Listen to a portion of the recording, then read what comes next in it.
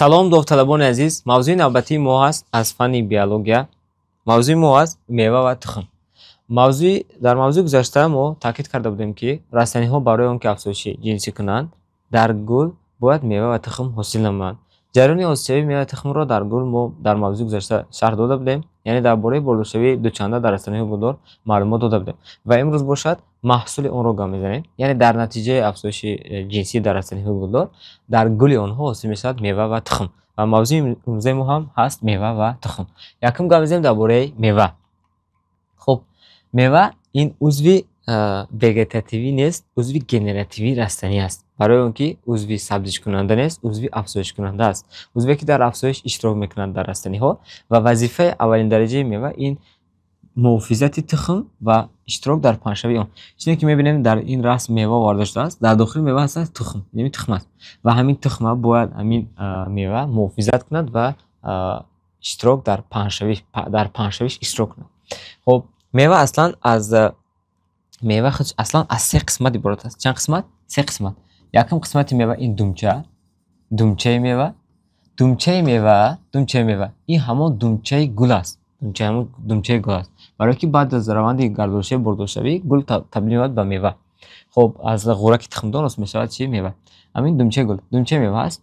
Дигар қисмат тухм, думчаи мева доштааст, тухм доштааст, яъне ки мева аз се қисмат иборат аст: думчаи мева, тухм ва дигар қисмат бошад худи мева. Ё кардем. Дорад қабати дохилии мева, ном дорад эндокарп. Мо дорем калимаи карп. Карп мева мешавад, кард дил мешавад. Карпология дорем, илм дар бораи мева ва тухм. Дар растаниҳо карпология илм дар бораи чи аст? Мева ва тухм. Яъне савол мешавад, карпология чист? Илм дар бораи мева ва тухм. Эндокарп қабати дохилии мева. Хуб, дигар қисмат бошад мезокарп. Ин қабати ҳамун шираноки мобайнии мева ки ҳамун қисматро мо бисёртар истеъмол мекунем. Витаминҳо ва моддаҳои ғизоӣ бисёр дорад. Дигар қисмат бошад пӯсти мева, ном дорад эпикарп. Ҳамаш калимаи карп мева. Акнун эндокарп қабати дохилӣ будааст, қабати дохилӣ, мезокарп қабати мобайнӣ ва эпикарп қабати чи будааст? Берунӣ. Ва дар якҷоягӣ эндокарпу мезокарпу эпикарпро меноманд перикарп. Яъне перикарп ба тоҷикӣ мешавад мева парда ё пешмева. Пас аз ин бармеояд ки мева се қисмат доштааст: думча, тухм ва перикарп ё мева парда гуфтем ё ин ки пешмева. Хуб, ин буд сохти мева дар умум. Акнун меваҳо тасниф мешаванд, аз рӯи якчанд хусусиятҳо меваҳо тасниф мешаванд. Ё мо якум меваҳоро тасниф мекунем аз рӯи миқдори об ва тухм, яъне дар дохили мева чанд қадр тухм аст ва чӣ миқдор об мавҷуд аст. Хуб, меваҳо аз рӯи миқдори об ва тухм мешаванд меваҳои бисёртухмаи тар, яъне меваҳое ки дар дохилашон тухмҳои зиёд доранд, боз миқдори об, консентратсияи обашон зиёд аст. Меваҳои тари бисёртухма. Хуб, нигоҳ кардем. Меваи тари бисёртухма якташ ғуҷуммева аст. Ғуҷуммева масалан ангур, помидор дар ин дохил мешавад. ғуҷуммева ба хотир мегӯянд ки дар дохили ҳамин мева ғуҷум тухмҳои зиёд аст. Тухмҳои зиёд дорад, дар шакли ғуҷум ҷой шудааст. Хуб, дигар чиз дохил мешавад чи? Қот, нордонак, муруди ҷангалӣ, картошка, лаблабу, помидор, ангур шо гуфтем. Хуб, дигар меваи бисёртухмаи тар ин меваи себак аст. Меваи себак ҳам меваи бисёртухмаи тар аст. Аз ин чӣ фарқ дорад? Дар ин тухмҳо дар шакли ғуҷум ҷойгир буданд, дар ин бошад тухмҳо дар дохили мева дар хоначаҳои махсус ҷойгир мешаванд. Себак дорад растаниҳои себ, нок, биҳӣ, дулона, ғубайро, рябина ё ки четан. Хуб, намуди меваи тари дигар ин меваи кадумонанд ё меваи кадуча меноманд. Ин хоси оилаи кадугулон аст. Каду, харбуз, тарбуз, бодлинг, патисон, тарак. Ин растаниҳо чӣ хусусият доранд? Пӯсти ғафс доранд. Пӯстшон ғафс. Ё пӯсташон тунук буд, ҳар ду ин пӯсташон тунук буд, ё пӯсташон ғафс аст ва тухмҳои зиёд ҳам доранд. Хуб, дальше норанҷ, меваи бисёртухмаи тари норанҷ. Ин мева аст ки бисёртар дар минтақаҳои тропик, субтропик мавҷуд аст ва ин дохил мешавад лимӯ, афлесон ё ин ки худи норанг, мандарин норанг, номи дигараш мандарин будааст. Ана ҳамин меваҳо аст. Ин меваҳо аз дигар меваҳо чӣ фарқият доранд аз дигари ё? Монандии ҳамашон як чиз аст, ду чиз аст. Монандии ҳамашон ду чиз аст. Монандишон аз ҳисоби ҳамашон бисёртухма буданашон ва тар буданашон. миқдори об зиёд доштанд, лекин аз рӯи ҷойгиршавии тахм фарқ мекунанд. ё ин ки сохтори дохилишон. Масалан сохтори дохилиро нигоҳ кунем, ҳиссаҳо, ҳуҷраҳо тақсим шудагӣ аст ҳамон мева, ки ин сохтор дар ин меваҳои пештар гуфтамон набуд. Хоб дигар чиз, меваҳо аз рӯи миқдори об ва тухм бо меваҳои акнун яктухмаитар. Ӯ меваҳо меваҳои бисёртухмаитар буданд, акнун меваҳои яктухмаитар. Меваи яктухмаитар танҳо як дона аст, ин донак мева аст, як гурӯҳ аст, донак мева. Донак мева масалан дар шафтолу дида мешавад, дар зардолу дида мешавад, дар олу дида мешавад. Ана ина олу, олуболу, олуча, ҳам олуча, оли майда. Хоб зардолу, шафтолу, гелос, писта, бодома ба нави меваи тар дохил мешаванд, меваи тари яктухма. Хоб аслан мо ҳангоми қисмҳои меваро гап задан, мо дар бораи меваи тари яктухма гап задем. Мо гуфтем ку ин эпикарп буд, ин мезокарп буд, ин эндокарп буд, яъне қисматҳои ҳаминро мо шарҳ дода будем. Хоб акнун меваҳо аз рӯи миқдори об ва тухм, меваҳои хушк. Меваҳои хушк бисёртухма мешаванд, яктухма. Меваҳои хушки бисёртухма, яъне ки меваҳое ки консентрасияи об дар таркиби мевапардаи онҳо беҳад кам аст, хушканд, лекин тухмашон бисёр аст. Меваи хушки бисёртухма. Масалан як намуд мева, меваи кӯсак. Меваи кӯсак хоси оилаи лӯбиёгиҳо аст. Масалан лӯбиё, нахуд, мушук, юнучқа, себарга, лӯбиёи чини, соя чӣ хусусият доранд? Ина ду палла доранд, ду паллаи баробар доранд, чӣ хеле ки дар раст мебинем, ина хай мо дига тасвир кунем. Ду паллаи баробар доранд, ина дар ҳамин ду паллашон тухмо ҷойгир мешавад ва ҳангоми пухта расидан ин паллаҳо кушода мешаванд ва тухмҳо пош мехӯранд. Ба ҳамин хотир бисёри вақт пурра пухта нарасида меваҳои нави меваи кӯсакро аз ин растаниҳо ҷамъоварӣ мекунанд барвақттар, пеш аз муҳлати пухта расидан, барои ки ҳосил талаф наёбад. Меваи ғилофак. Меваи ғилофак хоси оилаи бисёртар чилиглон аст. Ин оилаи лӯбиёгӣ буд, ин оилаи чилиглон аст. Ва зирак, карам, шалғам, шалғамча, турб, халтаи чӯпон, ино ғилофак доранд. ғилофак ба монанди меваи кӯсак аст, фақат як фарқият дорад ки дар мобайн як девора дорад ва тухмо дар паллаҳо небуд, дар деворҳо часпидаанд. Хоб дигар чиз, меваи ғӯза. Меваи ғӯза ҳам бисёртухма аст. Ин супер бисёртухма аст, барое ки чӣ хеле мебинем дар расм тухмҳои беҳад зиёд дорад. Ба монанди қутича сохта шудааст, қутичае ки дар дунаш тухмҳои беҳад зиёд дорад. Хоб зағир, пахта, кӯкнор, бунавша, тамоку, лола, шоҳдона меваи чӣ доштаанд? Ғӯза доштаанд. Ҳама ҳамин тухм аст. ҳангоми пухта расидан метавонад ки ин сарпӯши мева канда шавад ва тухмо чӣ шаванд? Пош хӯрад. Хоб меваҳои хушки боз яктухма. Меваи хушки яктухма, меваи дигар ин мағзакмева аст ва дигариш бошад ин дон ё дона аст. Мағзакмева хоси офтобпараст, бобуна, қоқӯ. Дон бошад хоси гандум, ҷав, ҷувори макка, шолӣ, марҷумак, гречка. Нигоҳ кунед. барои чӣ аввал гуфтем? Барои ки инҳо камтар фарқ доранд. биаввал аз дон сар кунем. вақте ки дона мебинем, ина дар инҷа тасвир шудаги аст, хай аввал тасвир кунем. Дони гандума ҳамин қисмате ки мо дар белен, ин қисмати беруниш, ин аслан пӯстиш нест. ин аслан мевапардаш аст. Мевапардаш беҳад хушк аст, перикарп буд ку хушк аст. миқдори об кам дорад, ба ҳамин хотир номаълум аст. ана мевапарда, ин перикарп бо пӯсти тухм зид часпидагиай дар дон ё дона. Мевапардаш бо пӯсти тухм чӣ шудааст? Зид часпидааст. Ана баъди ин бошад пӯсти тухмай, баъд дигар қисматҳои тухм. Лекин агар дар ин нигоҳ кунед, дар муқоиса дар дон ё дона, ин баръакс аст. ина ин мевапардаш, ин бошад пӯсти тухмша. Пӯсти тухм аз мевапардаш ҷудо аст. ин семичкаи офтобпараст. Офтобпараст семичка. Агар пӯсти тухмиш бо мевапардаш зид часпидагӣ мебуд, мо семичкаро ҳеҷ вақт бо дандон ҷудо карда наметавонистем. дар гандум бошад ҳамин ҳолат аст. ба хотир гандума бо дандон ҷудо кардан имконият нест. Танҳо осёб ҷудо мекунад мевапардаша аз тухмаш. Тухмаша орд мекунад, толқон орд мекунад ва мевапардаш мешавад чӣ? Барои хӯрок, барои чорво мешавад. хулоса ин фарқияти асосии мағзакмева аз дон аст ки дар ин мевапарда бо пӯсти худ часпида аст, дар ин бошад, дар ин мақсад зид часпидагӣ аст, дар мағзакмева бошад ҷудо аст. хоб дарш мева аз рӯи пайдоиш. ин классификатсия ки мо кардем, меваҳо аз рӯи чӣ буд? Аз рӯи миқдори об ва миқдори тухм буда. анаки меваҳо аз рӯи пайдоиш нигоҳ кардем. меваҳо аз рӯи пайдоиш мешавад меваҳои ҳақиқӣ ва меваҳои чӣ? қалбакӣ. меваҳои ҳақиқӣ меваҳое ҳастанд ки дар пайдоиши онҳо танҳо тухмдон иштирок кардааст. ҳамин аслан ما میگیم که بعد از جریان برداشتوی میوه و تخم حاصل میشود. اصلا میوه و تخم از کجا حاصل میشود؟ از قسمت تخمدانی رستنی ها، از قسمت تخمدانی گل رستنی ها. اگر همون فقط تخمدان در آسیای میوه اشتراک کند، میوه تنها از تخمدان داشته باشد، این میوه را میگن میوه حقیقی. اگر در آسیای غیر از تخمدان بود، دیگر قسمت های گل اشتراک کرده باشند، مثلا گلبند، کوسه برگ، یگان گل برگ پیوسته باشد، این را میگن گلی میوه چی؟ قلبکی. نگاه کردیم اینجا وارد میوه حقیقی گفته میوه رو میگن که از تخمدان و گردبرگ. تخمدان گردبرگ هم اشتراک میکنند. برای چی گرد و ریشه اشتراک میکنند؟ خب اگر اینجا بگیم میوه قلبکی گفته میوه رو میگن که در آسیای آن بغیر از تخمدان و گردبرگ باز دیگر قسمت های گل چیکار میکنند؟ اشتراک میکنند. خب اکنون میوه های حقیقی میشوند ساده، مرکب و توده میوه. میوه های ساده، میوه مرکب و توده میوه. نگاه کردیم میوه ساده چیست؟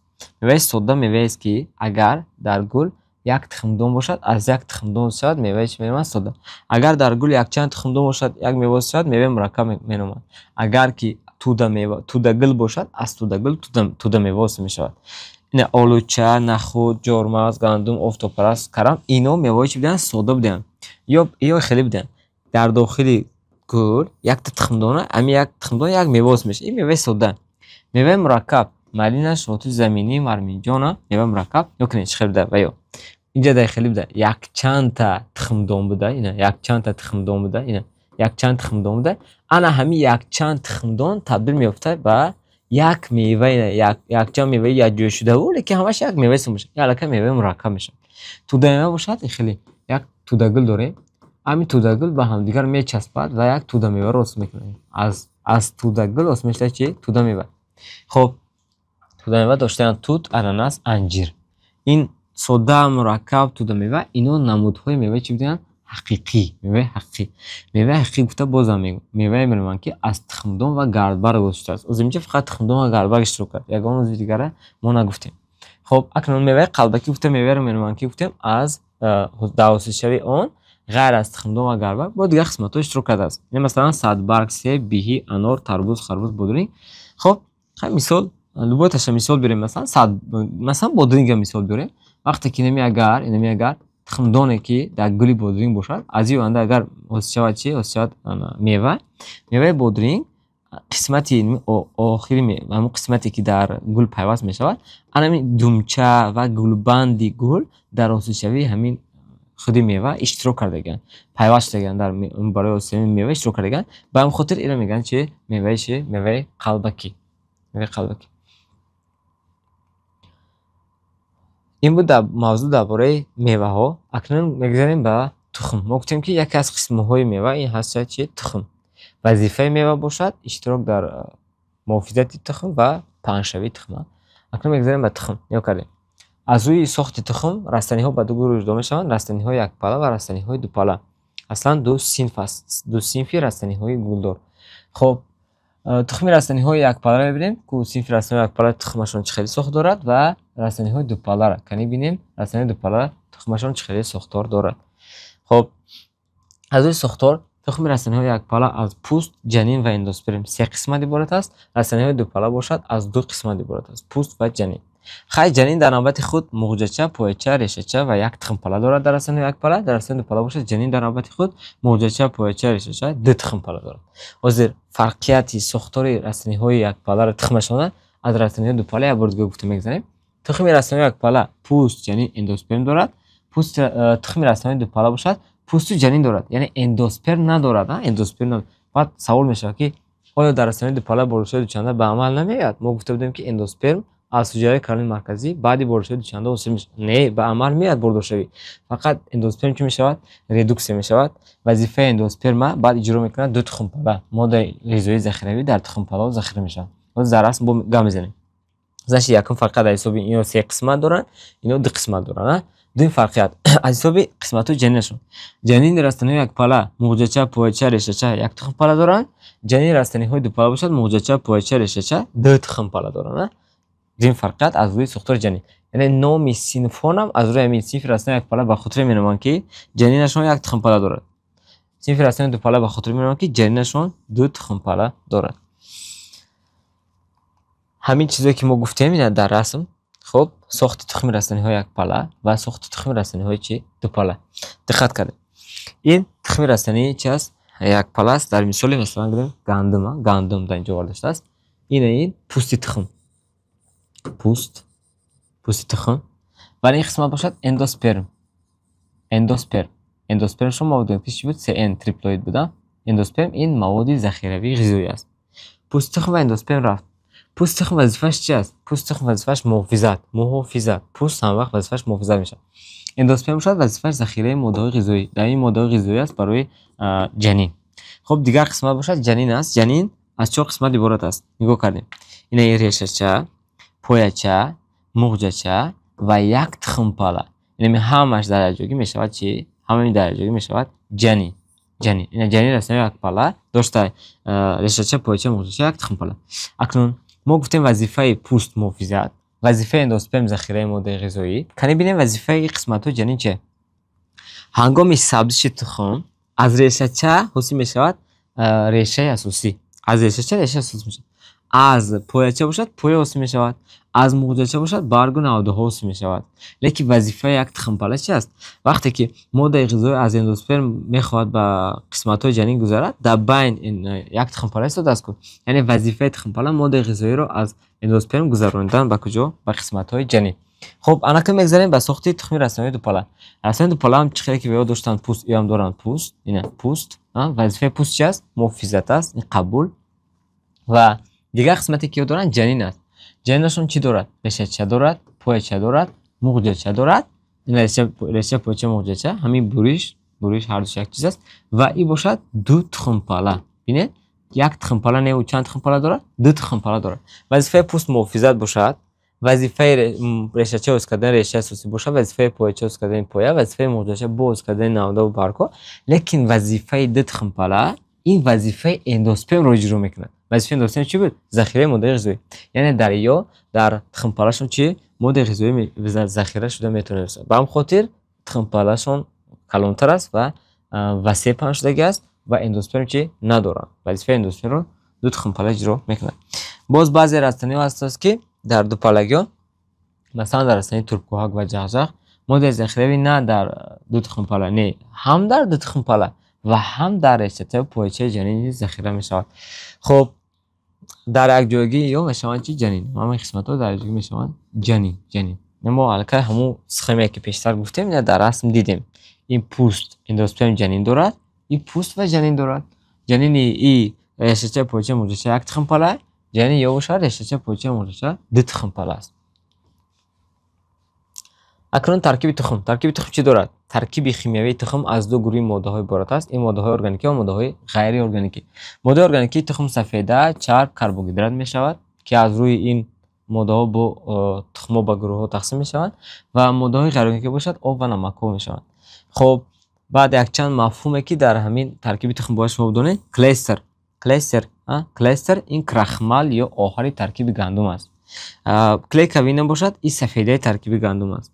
ارد اندوسپرم معده کرده شده تابخوان شده است و یاد باشد ایندیکاتور آهار یا کرخمل. یعنی وقتی که ما خواستیم که در ترکیب تخم گندم اندوسپرم بودنش رو اثبات کنیم، کرخمل بودنش رو اثبات کنیم، از چی استفاده بریم؟ از یود. همون مثلا خمیر آباده اگر وقتی که ما یود همراه کردیم رنگ کبوت میگیرد، این معنی دارد که در ترکیب آن موجود است چی؟ کرخمل. خب این مفهوم ها رو باید بدونید. درشی عامل های سبزی تخم. برای زیاد شوی رستنی فقط حاصل شوی میوه و تخم کفایه نیست. وقتی که میوه و تخم در روندی برداشتن دوچنده حاصل شد، میوه تخم رو محافظت کرد و آن رو پهن کرد، باید اگه تخم در یک شرایط مساعد غلطد و چیکار کند؟ سبزیش کند برای که رستنی میوه رو چیکار کند؟ حاصل کند. خب عامل های سبزی تخم برای آن که رستنی به محیط معین تخم آن به محیط معین غلط و سبزی کند یک چند عامل ها لازم است. عامل های ضروری برای سبزی تخم اصلا سه تا است. نمنوکی یعنی مقدار آب در ترکیب خاک، حرارت یعنی که گرمی و چی؟ هوا. اما خب مقدار نمنوکی مقدار آب در ترکیب خاک یعنی که آب وقتی که در ترکیب خاک زیاد باشد رستنی چیکار میکند؟ آب رو جذب تخم رستنی آب رو جذب و سبزی شروع میکنند. برای سبزی و حتما آب لازم است. و هوا از حرارت گرمی برای چی گرمی لازم است؟ برای که برای سبزیش، برای جبیش، برای همه این چیزا گرمی لازم است. اگر مثلا در زمستون تخم میسازن، تخم رستنی رو در زمستون میسازن؟ نه، برای که حرارت نیست. بهار دو میسازن وقتی که حرارت الکا چیه؟ برآمد شده است. گرادی حالات. انا با هوا از ترکیب هوا برای رستنی، برای سبزی و چی دکوره؟ اکسیژن. چون دیگر ارگانیسم زنده و چون دیگر عضو رستنی تخم نیز نفس میکشد. ریشه‌چه، پایچه، مغزچه جنین تخم با اکسیژن احتیاج دارد. برای همین اکسیژن رو باید نفس گیرد و سبزیش کند. خب نمناکی گفتیم برای حل کردن ماده ترکیبی تخم. ما گفتیم نمناکی آب همون اندوسپرم بود که ماده غذایی ذخیره شدگی همون سخته و باید با محلول تبدیل یابد برای که جنین از وی غذا گیرد. نمناکی یعنی که آب برای همون لازم است، برای حل شدن همون اندوسپرم. حرارت برای فعالیت کردن رستنی ضرور است. همون روندهایی که در حجره ریشه‌چه، پایچه، مغزچه میگذرد به حرارت وابستگی دارد. خب دیگرش هوا گفتن. هوا اولی مهم است برای که وقتی که ارگانیسم ها نفس میکشند، اصلا نفس کششون این وقتی که اکسیژن فرو میبرن، ماده های غذایی قطعی، ماده های ارگانیک قطعی اکسیژن برعکس میروند، سوزش به عمل میاد، در نتیجه انرژی حاصل میشود. همین چیز لازم است برای ریشه‌چه، پایچه، مغزچه رستنی. اکسیژن برای همین چیز لازم است، برای که ماده های غذایی که از اندوسپرم گرفت آنها را به ریاکسیون سوزش برد با اکسیژن و انرژی حاصل را برای تقسیم شوی جرهای ریشه‌چه، پایچه، مغزچه استفاده برد. خب اکنون ما گفتیم که حرارت به حد مهم است. برای حرارت سبزی رستنی ها ضرور است، برای اینکه حرارت چقدر که باشد همونقدر جنبش تخم هم به همون وابستگی دارد. حرارت گوناگون سبزی تخم رستنی ها است. مثلا از خرد سر میکنیم، حرارت 1 گرادوس میسازدگی جودار و سیبرگه بوده است. حرارت 2 گرادوس میسازدگی مشروم و شلغمچه و رستنی که در حرارت 3 گرادوس میسازند گندم، در حرارت 5 گرادوس سبزی و کرم، در حرارت 8 گرادوس جورمکه ارزان، 10 گرادوس پومیدور، 12 گرادوس بودرینگ و 15 گرادوس خربوزه. اکنون در همین نقشه یک بار دقت کردیم کدام که از همین 5 گرادوس پایان، مثلا 4 گرادوس، 3 گرادوس، 2 گرادوس، 1 گرادوس میسازد، رستنی های سرماتاب‌آور مینامند. رستنی چی مینامند؟ سرماتاب‌آور، یعنی در گرادوس پس قابل دارن سبزیش کنن. مثلا جودار، سیبرگم، مشروم، شلغمچه، گندم، این رستنی چی بودن؟ سرماتاب‌آور. انا رستنی هایی که از 5 گرادوس بالا میسازند، رستنی های چی مینامند؟ گرمی دوست. رستنی که قابل دارن در گرمی حرارت گرمتر سبزیش کنن و حرارت معین برای سبزی تمامی رستنی ها 10-15 گرادوس میگیم. 10-15 گرادوس حرارتی برای همه رستنی ها. لیکن گرمی دوست گفتیم از 5 بالا و سرماتاب‌آور از 4 پایان. این بود موضوع میوه و تخم. باقی سربلند باشید.